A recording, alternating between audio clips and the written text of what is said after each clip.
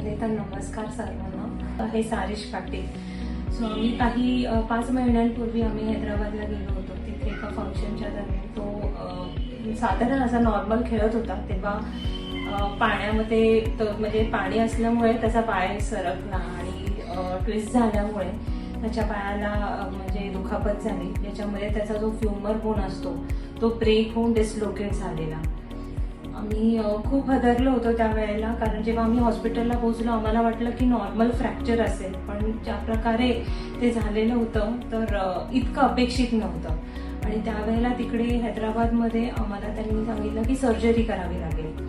आम्हाला पॉसिबल नव्हतं त्याला पुण्याला आणणं त्यावेळेला, तर आम्हाला ती सर्जरी तिथेच करावी लागली, ज्याच्यामध्ये त्याच्या पायामध्ये 2 रॉड टाकले गेले as a support to that femur bone आणि प्लास्टर होतं त्याला पूर्ण पायाला. तशाच कंडिशनमध्ये आम्ही त्याला ट्रॅव्हल करून 8 दिवसांनी पुण्यामध्ये आणलं आणि जे हैदराबादचे डॉक्टर आहेत त्यांनीच एक रेफरन्स आम्हाला इकडे दिला होता पुण्यामध्ये, की त्या डॉक्टरांना जाऊन आम्ही भेटलो आणि त्याची पुढची ट्रीटमेंट सुरू केली. जेव्हा ती ट्रीटमेंट चालू होते तर काही त्या ट्रीटमेंटच्या ह्याच्यामध्ये जसं आम्हाला वाटत होतं की चेंजेस घडतील किंवा काय, तसे आम्हाला चेंजेस दिसले नाही.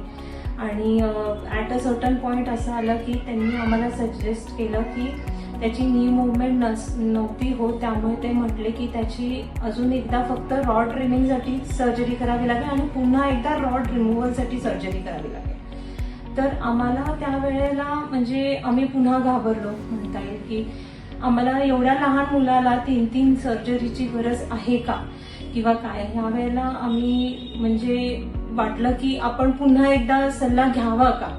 तर जेव्हा आम्ही हैदराबादमधून निघालो होतो तेव्हाच माझी मैत्रीण आहे, तर तिने मला सांगितलेलं की राजश्री कल्याणकर नाव आहे त्यांच्या मुलाचं हाताचं ऑपरेशन खूपच सिव्हिअर होतं, ते डॉक्टर राजीव यांनीच केलं होतं.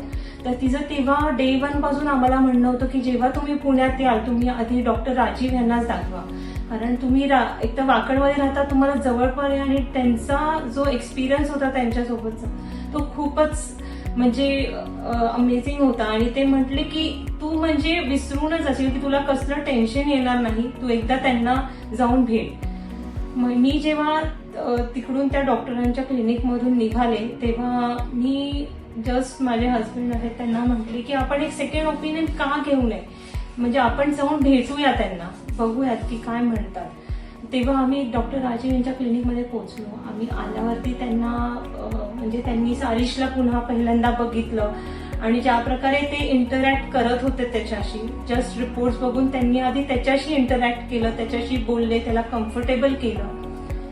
ते बघूनच माझं अर्ध टेन्शन कमी झालं होतं, कारण ते मला पुन्हा पहिल्या ट्रीटमेंटमध्ये ते दिसलं नव्हतं. आणि जेव्हा त्यांनी बसून आम्हाला व्यवस्थित समजवलं की considering his age, considering the way त्याचं काय आत्ताची सिच्युएशन आहे, त्यांनी आम्हाला जस्ट रिलॅक्स करून समजवलं की आपण 1-1.5 महिना थांबू, तोपर्यंत त्याचा तो बोन आहे तो पूर्णतः फॉर्म होईल आणि त्याला त्या रॉड्सची गरज नसणार आहे. तर 2 सर्जरीज याच्यानंतर 2 सर्जरीज करण्यापेक्षा एका सर्जरीमध्ये आपण त्याला नीट करू शकतो.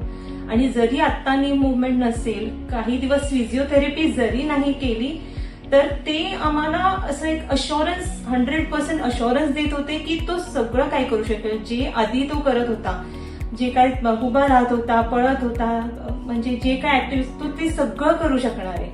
आणि तो जो विश्वास त्यांनी आम्हाला दिला, तर म्हणजे मी तुम्हाला खरंच सांगू शकत नाही की मी एकदम जेव्हा घरी जाताना एकदम रिलॅक्स होते. आणि त्यावेळेलाच मी माझे हस्बंड यांना पण म्हटले की आता पुढची जी ट्रीटमेंट आहे ती मी राजीव डॉक्टरांकडेच घेणार आहे. आणि माझं तर जाऊ द्या, पण माझं लेकरू पण तेच म्हणत होतं की मला डॉक्टर राजीवकडेच जायचं आहे. आणि त्यांनी त्यांना एक उपमा दिली त्यावेळेला, मी सांगेन की मला फ्रेंडली डॉक्टरकडे जायचंय. म्हणजे हे तो बोललेला डॉक्टरांच्या पहिल्या भेटीत. तर म्हणजे तो जो काय, म्हणजे मी तर एक म्हणेल की जेव्हा केव्हा तुम्ही जाता म्हणजे किंवा trust is the most important thing, की ते असला पाहिजे माणसाचा. आणि ज्या प्रकारे त्यांनी ज्या गोष्टी सांगितल्या होत्या त्याप्रमाणे आम्ही त्या फॉलो केल्या. त्याची 2nd सर्जरी दिवाळीनंतर झाली आणि त्यानंतर ज्या वेगाने त्याच्या सगळ्या ह्याच्यामध्ये चेंजेस झाले, म्हणजे तो महिन्याभराच्या आत व्यवस्थित उभं राहू शकला, चालू शकला, पळू शकला, सायकल चालवू शकला. आता तर आम्हाला त्याला कंट्रोल करावं लागतंय. म्हणजे really thankful to doctor Rajeev की त्यांनी आमच्यासाठी हे केलं. म्हणजे हे त्यांचं कर्तव्य आहेच, पण तरी आउट ऑफ द बॉक्स जाऊन सगळ्यांना कम्फर्टेबल करून व्यवस्थित समजून सांगणे आणि या रिअली थँक्स. आणि फ्रेंडली डॉक्टर. थँक्यू. ओके.